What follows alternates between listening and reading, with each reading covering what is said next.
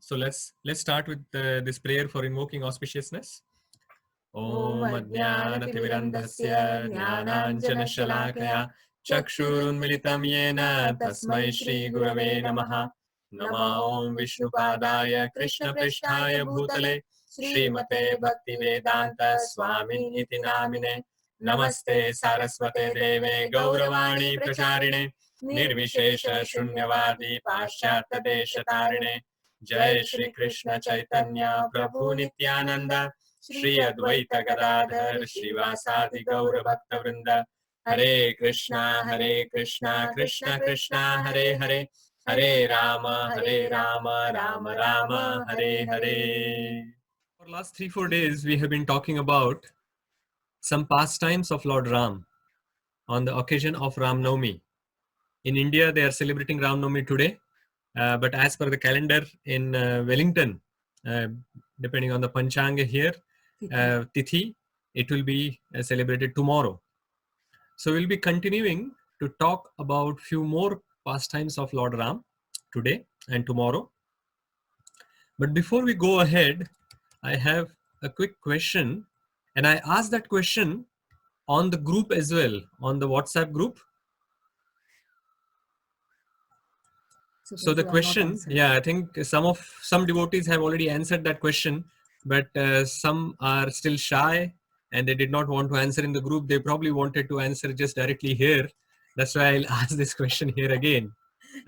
So what lesson from Tataka's pastime, that Lord Ram killing Tataka, in that pastime we saw some lessons in the last 3-4 sessions.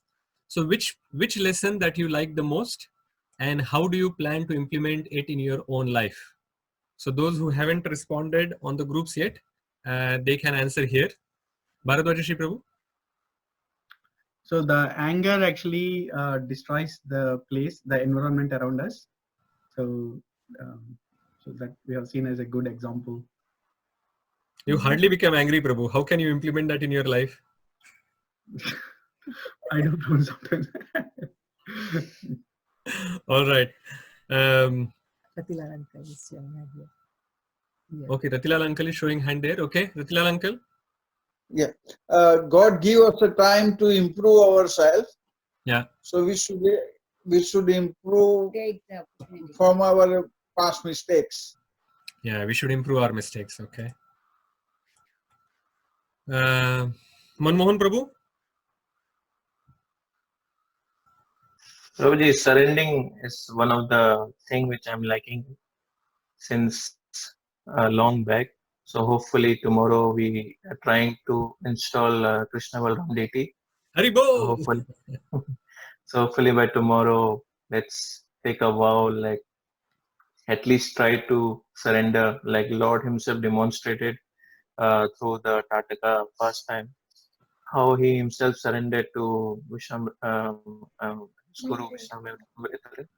So hopefully I'll apply and try to apply in my life as well. Very good, Prabhu. All the best. Thank you. Senthil Prabhu.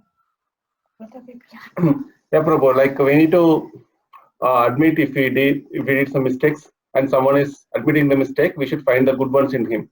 Oh, very good, very good. I'm not seeing anyone from our Newtown group raising hands. Yes, Vichitra group was written. Anyone from the Newtown group? Yeah, Vichitra here. I have noted down in the Newtown WhatsApp group. Yeah, he has mentioned now. Okay. Just now. Yeah, just said. Okay. The first thing to me is a clear dilemma. Whenever you are conflicting with multiple thoughts, by taking help of your gurus or knowledgeable people around you and act accordingly. The second learning I can recall is behavior has its implications accordingly. So positive behavior will give positive results, and so negative things. And Okay. the third, probably the most important thing is God gives chance for us to realize and rectify if we make mistake.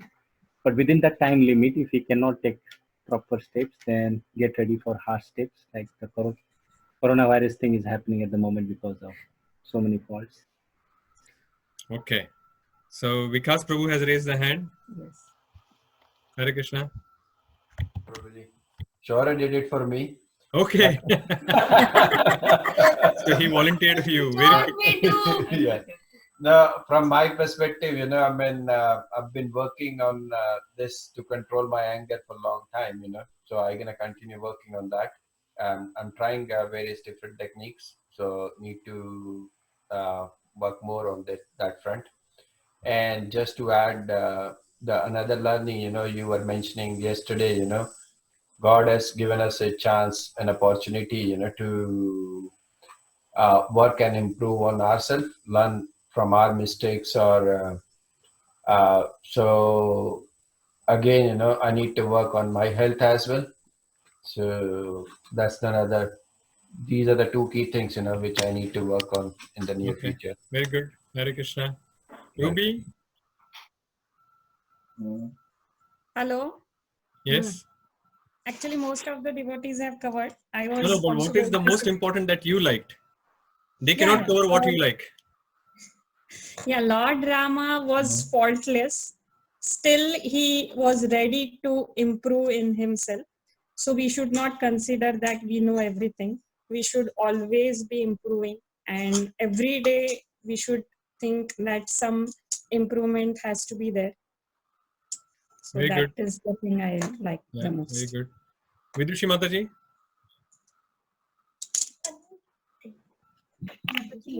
I like the way Vishwamitra praised his disciple when he used his discrimination power to took the right decision and the right time. He apologizes for not listening to the Guru immediately, but the Guru appreciated the Shishya for using his own discretion and taking a decision. That I appreciated quite a lot. Okay, very good. Thank you very much for sharing. I think there are many more hands which are going up. So we will, so I will request all of you to please put on the groups as well, so that we can now continue on to the next pastime that we want to cover.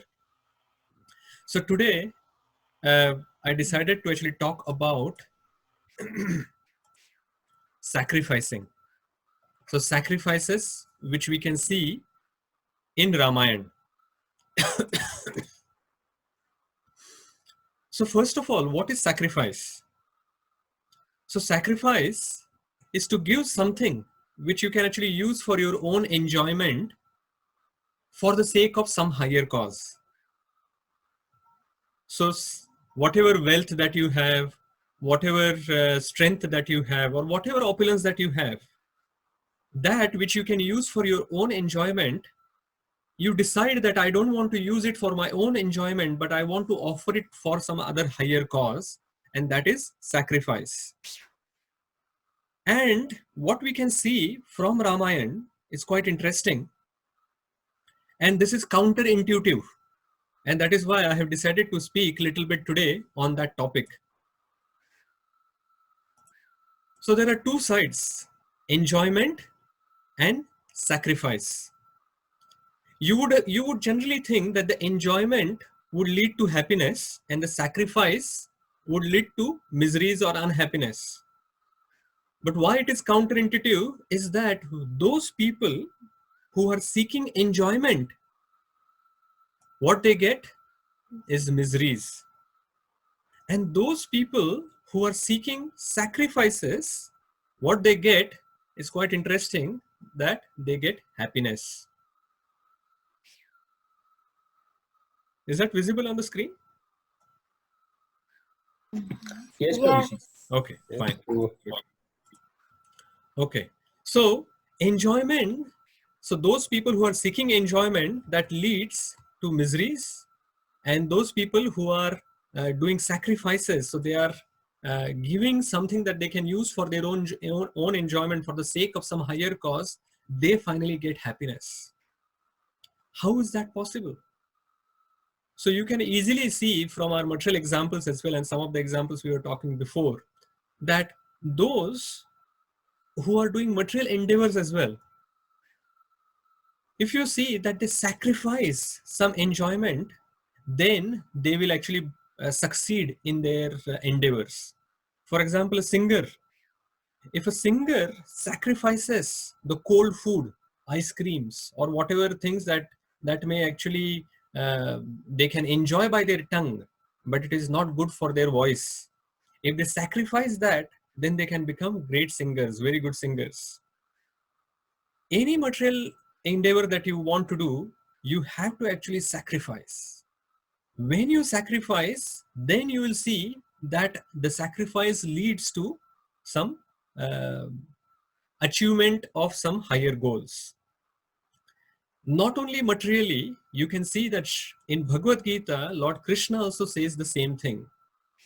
So there are 3 verses that I have chosen, only the translations today to talk about, and then we will go to Ramayana. So first translation is from verse number 3.10. So chapter 3, verse number 10. Can somebody read that? Raise your hands.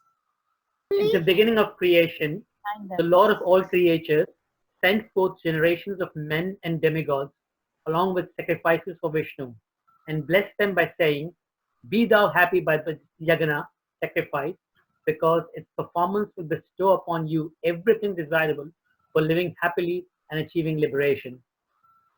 Very good. So the Lord himself, Lord Krishna, is saying in Bhagavad Gita that he has sent all of us along with the sacrifices for Lord Vishnu. And he has said by doing these sacrifices, we are going to become happy.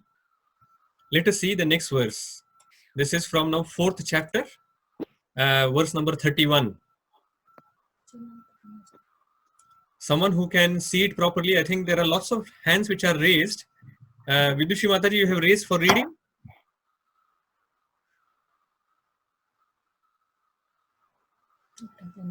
All rest of the Kuru dynasty, without sacrifice, one can never live happily on this planet or in this life. What then of the next? So Lord Krishna is saying here, oh Arjuna, without sacrifice, one can never live happily on this planet or in this life. What to talk about the next? So not only in this life, if you want to become happy on this planet, you have to actually do sacrifices, but also for the future as well, we should be doing sacrifices. So I want to actually lower all these hands so that I know who's raising.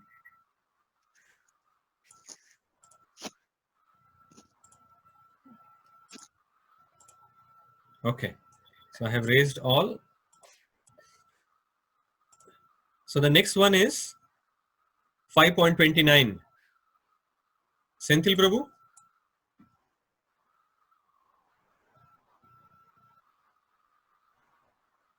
Senthil Prabhu, you have raised your hand. Yalini wants to read it, see. Okay, Yalini. A person is full consciousness of me, knowing me to be the ultimate beneficiary of sacrifices of and austerities, the Supreme Lord of all planets and demigods, and the benefactors and well-wisher of all living entities, attain peace from pangs of material miseries. So Yalini, now you have to explain what you read. Okay, so the third verse is explaining that whom we should be doing sacrifices to. So all these sacrifices which are mentioned, which are going to make us happy, they are supposed to be done for the Lord, the Supreme Lord. So Lord Krishna or his incarnations. So it is saying a person in full consciousness of him, knowing me to be the ultimate beneficiary of all sacrifices. So the Lord is the ultimate beneficiary of all the sacrifices. And those who do like that, they are getting peace from the pangs of material miseries. So this is what the Bhagavad Gita mentions. So that means sacrifices leads to happiness, and unhappiness comes from, or the miseries comes from, the the tendency to enjoy, this enjoying tendency. So that is why I said that this is little bit counterintuitive. So human life is meant for, so why we should do sacrifices? So human life is meant for advancing in spiritual life. So as we have always said that the human life is very precious, and we have got this human life after many, many lifetimes that we have taken as animals, birds, trees and whatever. And then finally we have got this human life where we have higher intelligence, which we have to use for advancing in spiritual life. And the process for advancing is through doing these sacrifices. And Bhagavad Gita recommends the best of the sacrifice, which is Yajnanam Japa Yadnosmi. So chapter 10, verse number 25, it says of all the sacrifices, the best sacrifice is chanting the Hare Krishna Mahamantra, Japa. And Krishna says, that is me. So it is so important to do in chanting of the Hare Krishna Mahamantra. So there are many things that we can talk about sacrifices, but I'm going to jump onto, looking at the time, I'm going to jump onto these, some examples of sacrifices from Ramayana. Now there are so many wonderful examples of both. There are characters in Ramayana, there are people in Ramayana who are doing sacrifices, and then there are people in Ramayana who are trying to enjoy. And we see very clearly that those who are trying to do sacrifices, they got ultimate happiness, whereas those who are trying to enjoy, finally, that lead to their destruction. So the first example is, of course, the Lord Ram himself.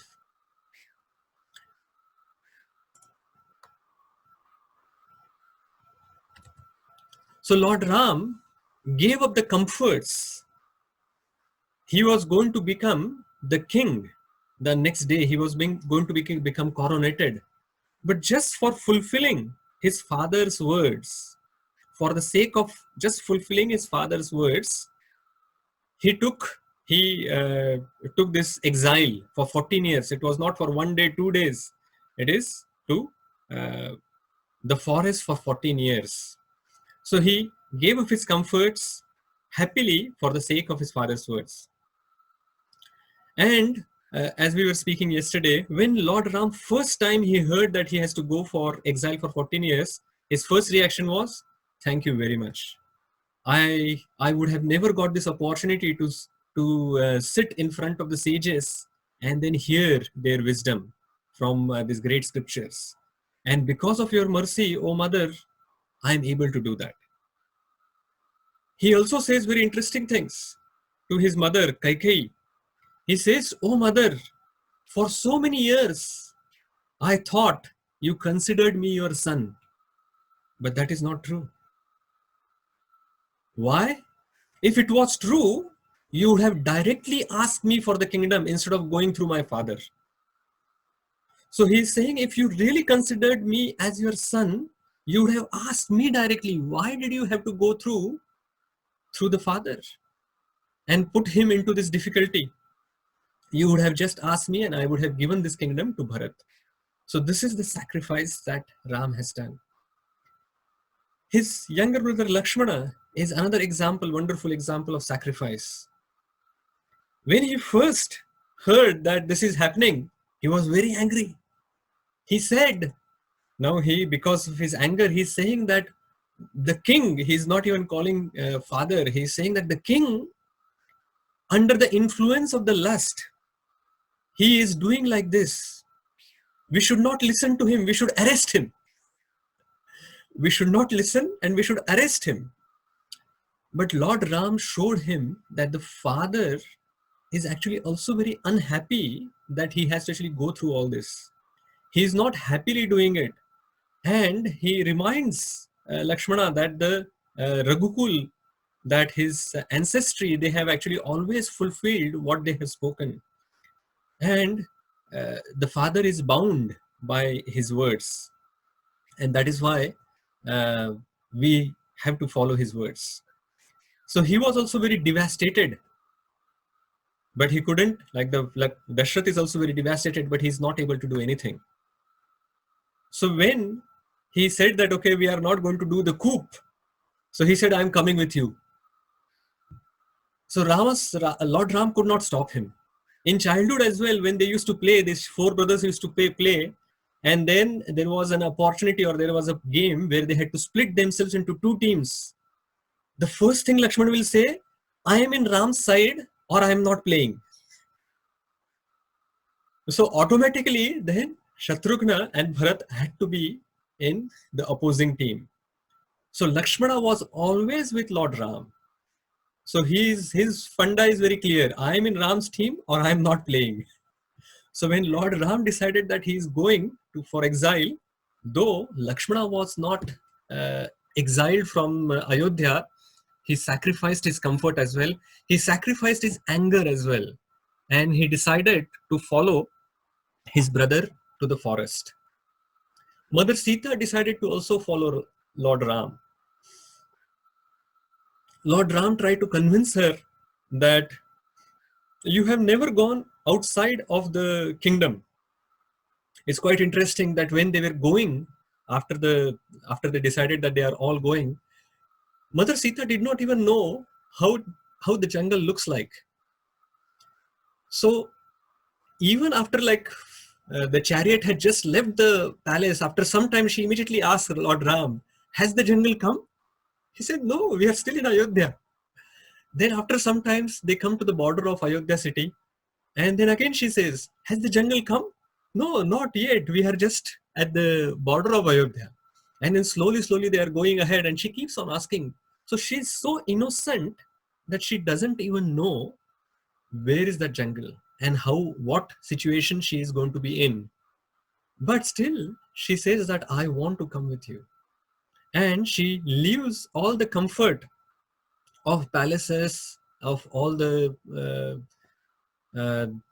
jewelry or food or whatever comforts that she had in Ayodhya. She left that and she went with Lord Ram.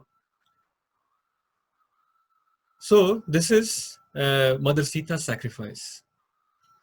Then Mother Sumitra, when Lakshman decided that he's going for exile with Lord Ram, he was thinking that now I have to go and take permission from my mother.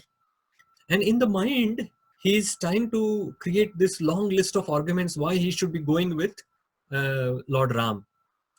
And he's thinking in his mind that one mother, because of her attachment to her son, is sending Lord Ram to exile. I hope the other mother, because of the attachment for her son, doesn't stop me to go with Lord Ram. But when he enters Mother Sumitra's chamber, at that time, before he can say something, Mother Sumitra says, "Oh Lakshmana, from today, Lord Ram is your father, Mother Sita is your mother, and the forest that he is going to, that is Ayodhya for you, and their happiness is your happiness." So the lesson that Mother Sumitra is giving, that the sacrifice, that she's actually sacrificing her own son, and she's saying that you have to go and serve Lord Ram. So service is the priority for her. The lesson is that service is the priority.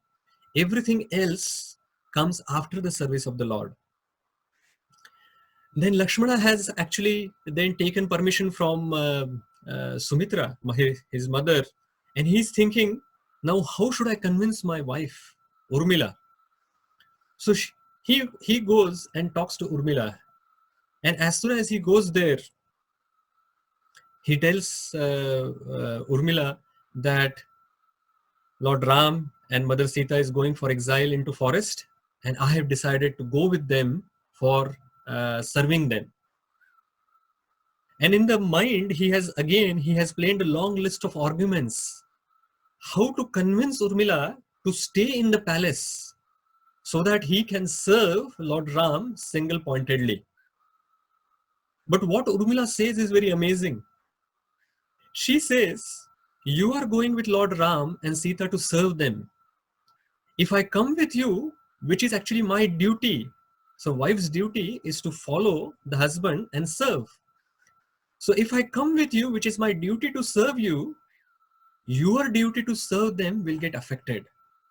You won't be able to serve them single-pointedly. And she explains why she's saying that. She's saying that the object of the duty, whatever duty that we are doing towards anyone, so object of the duty is to please the person for whom you are doing that duty.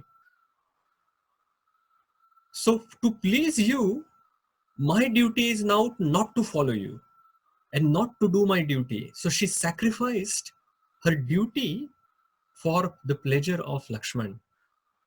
So you are going with Ram is your sacrifice, and me not coming with you is my sacrifice.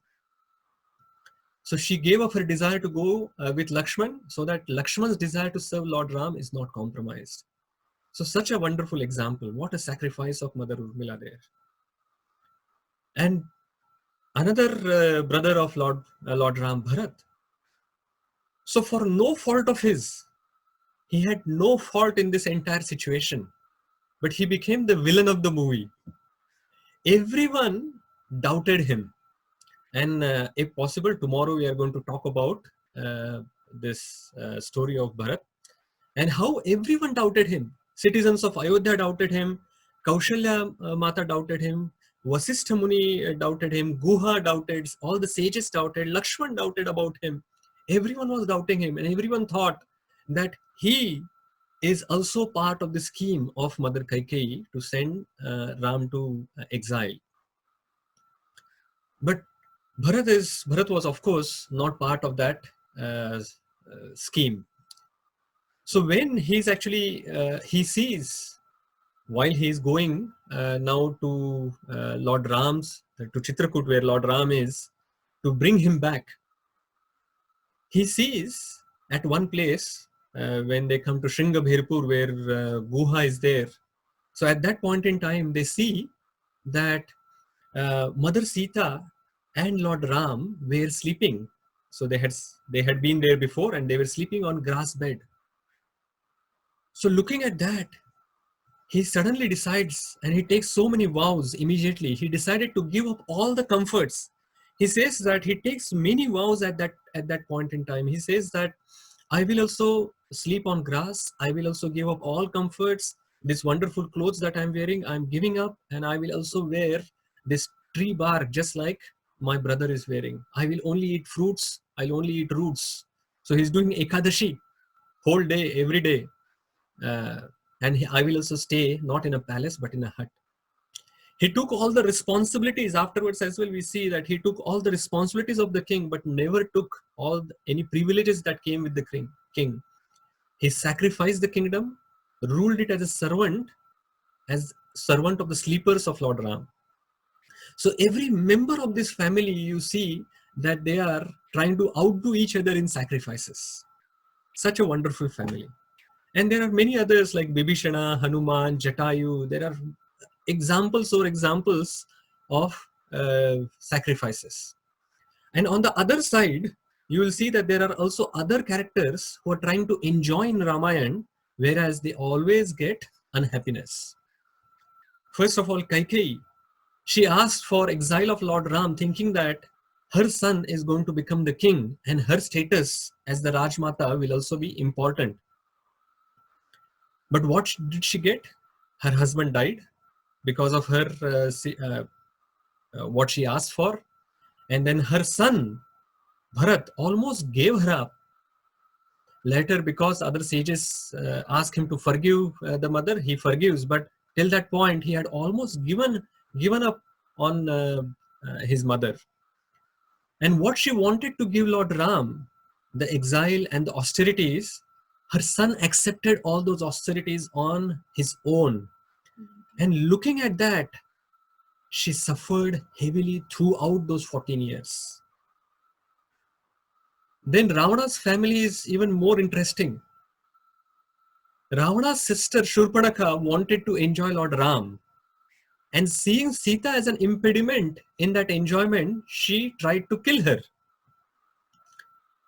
And Ravana is other character. Ravana, on the other side, wanted to enjoy Sita. And he saw Lord Ram as the impediment and he was trying to kill Lord Ram. But of course, as we know, both of them became unsuccessful in their attempts and became unhappy. Sugriva as well, he forgot his duty after becoming the king and was enjoying with his queens, and he attracted the wrath of Lakshmana, and he would have lost his life. He would have lost his friendship as well if everyone else wouldn't have controlled Lakshmana and brought Sugriva to his senses. So this is the situation. The sacrifice, as we were talking earlier, the sacrifice leads to happiness and enjoyment leads to miseries. Oops. Any questions or comments?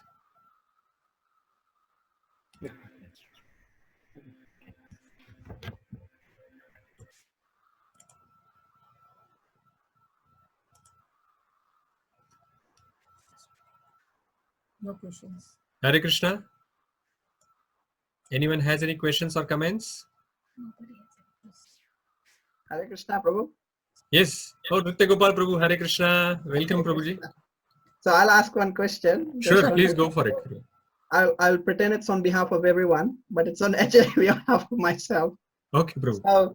So the question is, why does enjoyment lead to miseries and not to happiness? What is the reason? Why is it set up that way? That why can't sacrifices lead to misery and enjoyment lead to happiness? Why is it set up the other way? Like what we think Sure. it should be set up, but it's set up the other way. Yeah. Okay. So what is happening is, when we are trying for enjoyment, who's in the center? When we are trying to enjoyment, we put ourselves in the center. So when we have put ourselves in the center and then we are trying to enjoy, what happens is whatever activity that we do, that becomes karma or vikarma.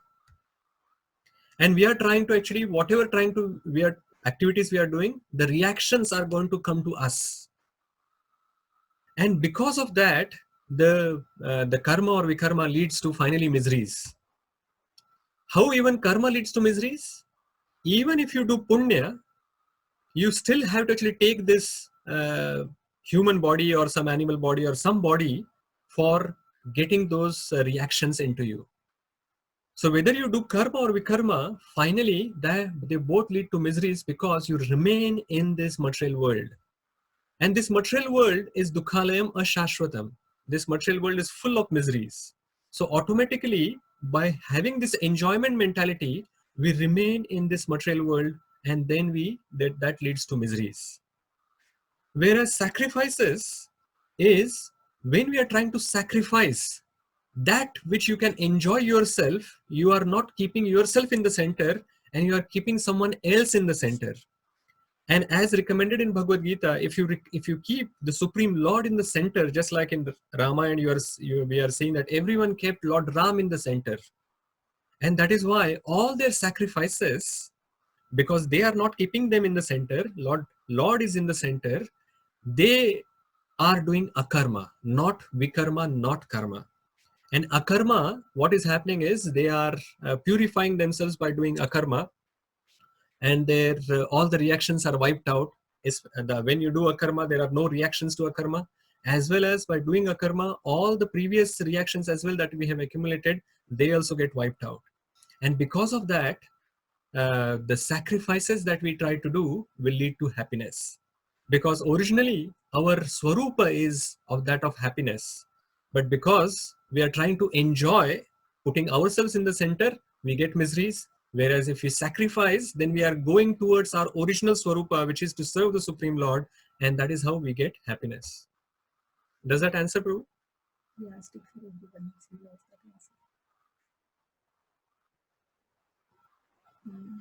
Okay. I'll assume that it has answered you. Sandeep Prabhu, you have raised your hand. Yes, Prabhuji. Continuing to what you have said, when you mentioned about sacrifice is giving happiness, okay, and when we are putting Lord in the center, it is leading to happiness. But if we are talking about some people who are doing a lot of sacrifice currently, staying for 2-3 months in hospital itself and working for the people, they are not putting themselves in the center, and neither they are putting Lord in the center. Where will they stand? Is it misery or? Okay. Yeah. Very good, Prabhu. Very good question. So if somebody is not putting the Lord in the center, but they are not putting themselves in the center, what will be their situation? Now there are multiple kind of consciousness that people can have. So some people will have consciousness where they don't want to do it, but for some reason, because of it is their job, they are trying to do it. But whereas some people may be really doing it out of their big heart, that they want to actually serve the other people, and out of that they are doing. Those people will get satisfaction. They will be very satisfied by helping others. It will be treated, unfortunately, it will be still looked at as not as an akarma because the Lord is not in the center, but they will still get the satisfaction of heart. And we see very easily that whenever we actually help anyone, even materially as well, then at that point in time, we see that there is always this satisfaction that is there by helping others. So that satisfaction will await them by doing this for others. Okay, Prabhuji. Thank you. Ananyata Mataji? Hare Krishna Prabhuji. My question is that it's related to enjoyment, that I understand we have to do a karma and live a Krishna conscious life, but like myself also and many others might ask that why enjoyment is looked as, I mean, should we not enjoy at all? Like in this daily day-to-day life, we enjoy playing with our kid, and that is not a karma. We enjoy going out or going out with friends, just chilling, and all those things. Should we just crib ourselves and just be in a part of austerity, and then only our life is successful, or we can have a balanced enjoyment? Okay. Yeah. Good question. So is it that when we are saying that we have to sacrifice, we have to actually torture ourselves, and through that we are going to become happy? Of course not. So it is said in Bhagavad Gita itself that the Bhakti Yoga process is susukham kartum avyayam. The process itself, we were just talking about these people who are serving someone else, they are also going to become satisfied. So how can, by serving the Supreme Lord, we will remain unhappy? It is going to be susukham. How? For example, it is not that we have to actually just be very austere. So process of bhakti, you can see that there is hardly any austerity there. So our bhakti yoga process is chanting, feasting, and dancing. So where is the austerity? It is just that the enjoyment that we are getting, they are Krishna conscious enjoyment. So the Krishna conscious enjoyment is that we can cook opulent prasad and of course bhoga and offer to the Lord, and then we can consume it. We can associate with other like-minded devotees, and in their association we can enjoy. Some people may be reading some novels and enjoying, but the devotees would like to actually read scriptures and enjoy through that. And then when they can do kirtan and they can have dancing and they can do lots of other things. So it is just that the choices that people make, especially the devotees, would have the choices which are either in goodness, mode of goodness, or mode of pure goodness. And in those activities as well, they are going to enjoy. It is not that they are going to suffer. So it is automatically going to be happiness for them. So that is what I would say. So Babu Prabhu also has some question. Yes, Guruji, I have a question. Yes, Guruji. In that slide, we had 3 points or 4 points. Yes. Now, this entire discussion is primarily around that particular last point, I suppose, just for the clarification, that whatever we do in terms of sacrifice or whatever, we put the Lord in the center. Like, say, for instance, if you're helping out somebody else, we think that God has given us an opportunity to do something for somebody else. So, and the opportunity is created by God. I am created by God, and the other person is created by God. So basically, whatever you're basically doing it for God. So if your thinking is in that sense, all the sacrifices doesn't matter. It can be the other gentleman has mentioned, somebody working extra hours and all that kind of stuff to help out the patient straight away for 2-3 months and whatnot. So many people doing so many things. So basically all these is leading towards him. Is that exactly what it means by that particular last point? Yeah, very good question. So mainly what we are saying is it all depends on the process of Bhakti Yoga is not the activity that defines that whether it is bhakti or not. It is the consciousness that you have while doing that activity decides whether it is bhakti or not. Consciousness as an intent? Yeah, intent. Yes, we can say that it is the intent. If our consciousness is that, if I'm a doctor and if my consciousness is that these are all children of God and it is my, I want to actually serve the Supreme Lord by actually serving the children like this, then that is fine. It is the duty that he's doing. But mainly, it also depends on what activities and what consciousness he has in general. Is his life centered around the Supreme Lord or not? If his life is centered around the Supreme Lord, then automatically any work, now forget about the doctors, because they are now helping, so we are able to see. But if suppose somebody is working in IT field, now will that writing some code or testing some code that is written, how can that be Krishna conscious?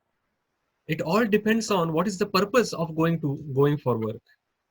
If the purpose is that whatever the Lakshmi that we are going to earn from it, I will use it for some Krishna conscious purpose, for leading a life which is Krishna conscious, then automatically the work that I am doing for 8 hours there also becomes Krishna conscious. And that also becomes part of bhakti. So it is the consciousness that we have while doing the activity that will decide what is the result that we are going to get. So the consciousness is basically the intent which we keep in our mind, basically. Correct. Yeah. Sorry, Mike. It makes it easy for me to understand. Sure. Okay. All right. Thank you. Vichitra Prabhu, do you have some question? You have raised your hand. Yeah. Actually, my son put me in dilemma. And as per yesterday's lesson, you are the guru to probably answer him. I'm not the guru, but I'll try to help. Adi, can you answer? If what is that name? If Ravana's sister wanted Ram to marry him because he disagreed because he already had one, but then why did Krishna have 1,608 wives? 16,108. All right. It was very difficult for me. Okay, fine. Yeah. So now I don't know how to explain to Aditya this point, but I'll try my best. See, actually, the purpose of when each time the Lord appears, the purpose is different. So I was mentioning that yesterday, that the Lord Krishna appeared to give us the Anubhav. He is the Anubhav Pradhan. He appeared to explain to us how he reciprocates with all his devotees in the spiritual world. Whereas Lord Ram appeared to explain to all of us how and to set an example how we should be behaving in this material world. So the purpose of both of them is different. Now we think from the perspective of, for example, now not Aditya, but other adults may be thinking that, oh, why Krishna accepted 16,000 wives? But it is for Krishna, it is same as he reciprocating with his friends. So it is, Krishna says in Bhagavad Gita, ye yatha mam prapadyante tam tathaiva bhajamyaham. So as you surrender unto me, I'll reciprocate with you accordingly. If anyone wants to reciprocate with Lord Krishna in the mood of friendship, then he will accept them as friends. If anyone wants to reciprocate with Krishna in the form of the servant and master relationship, then he will accept them as his servants. At the same time, if anyone wants that reciprocation in the conjugal love, then as a wife, then he will accept them as wives. So that is how Krishna is reciprocating. Krishna is unlimited, and that is why in the spiritual world he can reciprocate with all of us in unlimited way, and that is what he came to show all of us. Whereas Lord Ram's example is different. Lord Ram came to show how we should be behaving in this material world. What is the ideal that we should be doing? And to set that example, he took this vow of Ekapatni Vrat, and that is why he only married one wife. He had only one wife, which was Mother Sita. Maybe when you grow, Aditya, all these things that I'm telling may make sense if it Thank you. didn't make sense at this point. Anyone else has any question? Okay, good. Welcome, Thank you Prabhu. for joining. Hare Krishna. Hare Krishna. Thank you, See you all tomorrow. Hare Krishna. Hare Prabhupada ki Krishna. jai.